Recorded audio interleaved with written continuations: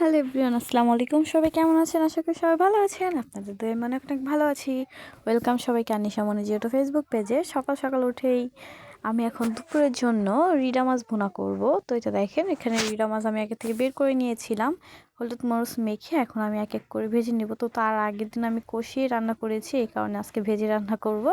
তো এক এক করে দেখেন প্রত্যেকটা মাছ দিয়ে দিয়েছি। এখানে আমি টমেটো, কাঁচামরিচ আর পেঁয়াজ কেটে রেখেছি। এতে একটু বাইরে চলে আসলাম। আর আজকে আমাদের এখানে প্রচুর পরিমাণে রোদ উঠছে আর ঠান্ডাটা প্রচুরই কম এখন। মাঝখানে একটু অনেক ঠান্ডা ছিল, এখন একটু কম।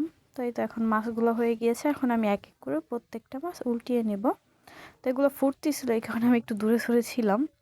দেখেন মাছগুলো প্রায় ভাজা শেষ, আমি এখন উঠিয়ে নিয়েছি। এখন পেঁয়াজ কাঁচামরিচ দিয়ে ভালো করে 3টে এলাচ দিয়ে এখন ভালো করে ভেজে নেব।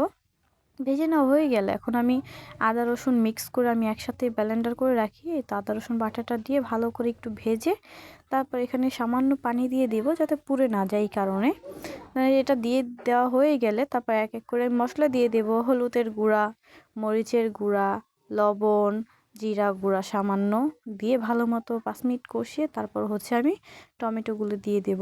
এটা দেখেন এখন তো ভালোভাবে কষিয়ে টমেটোগুলো দিয়ে দিচ্ছি। দিয়ে এটাকে ভালোভাবে কষাতে হবে, টমেটোগুলো একটু নরম হতে হলে।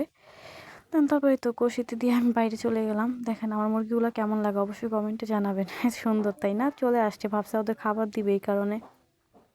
জানি তো। তারপর একটু ঘোরাঘুরি করে গেলাম, দেখি আমার কষানো হয়ে গিয়েছে।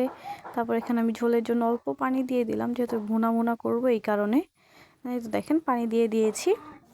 এখন এটার ভিতরে আমি এক এক করে ভালো মতো বলক আসা হয়ে গেলে এখন আমি এক এক করে মাছগুলো দিয়ে দিচ্ছি।